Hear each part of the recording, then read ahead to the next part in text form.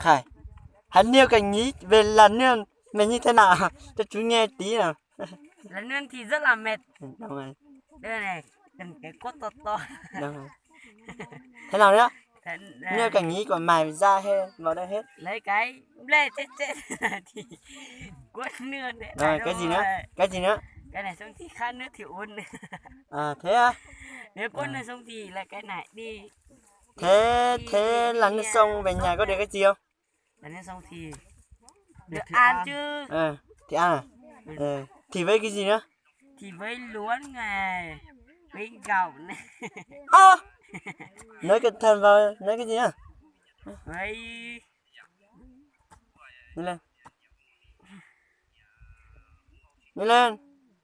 không biết. Có được rượu không? Có chứ. Thế nhớ cảnh nghĩ kiểu về chứ. Có ăn món lê chiên này Đúng đấy. rồi, đúng rồi. Món lê chiên thì có thịt gà nè. Cái gì nữa? Có rượu nước nè. Thế được. Bia nè. Đúng rồi. Kẹo này rất là ngon đấy. Đúng rồi, ngon. Đi quay bên bà kia đây. Đây. Mình đã lần nửa chỗ này. Kìa, lúa đẹp chưa? Đấy, về làn sông một nửa. Còn rất nhiều trên làn sông này. Là xong bây giờ rồi đi ra đây uống nước nữa nhá. Đây, bắt đầu đi làn nửa rồi nhá. Đây, có mấy thanh niên đây này. Có 5 thằng, có 4. Có, rồi 6 thằng con trai. Nhưng mà tôi là đàn ông thôi. Đấy, thằng kia chưa có quần kìa. Đấy, thấy không? Còn chưa khó kìa. Đấy, uống nước mẹ ngon phết. Quả chưa khó. Để trai thế là chim bay hết, không bắt được chim đâu. Nó hồng rồi mà. Không cái gì. Đấy nhá. Đi là nương. Hai thì nhớ đăng ký vào. Rồi, nhớ đăng ký và chia sẻ. Và like nữa nhá. Nhá, đi chơi. Đây thấy không? Có một đứa bé rất đáng thương đây. Đây này. Này, nhìn đây. Đấy. Đẹp trai chưa? Thấy không? Không? Là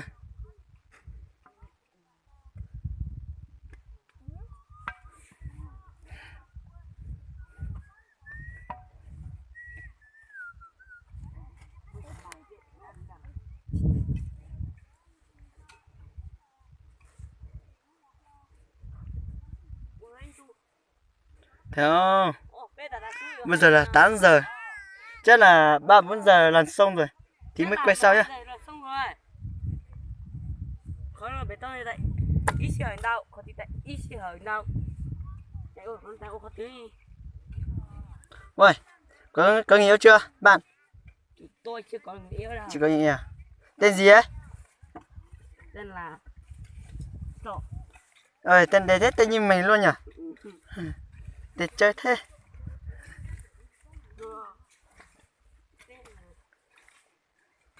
Yeah, có nhiều người chưa? Khoảng đâu mà 15 người. Ít, hơi ít. Có đi lần nương một số người thì rất là đông.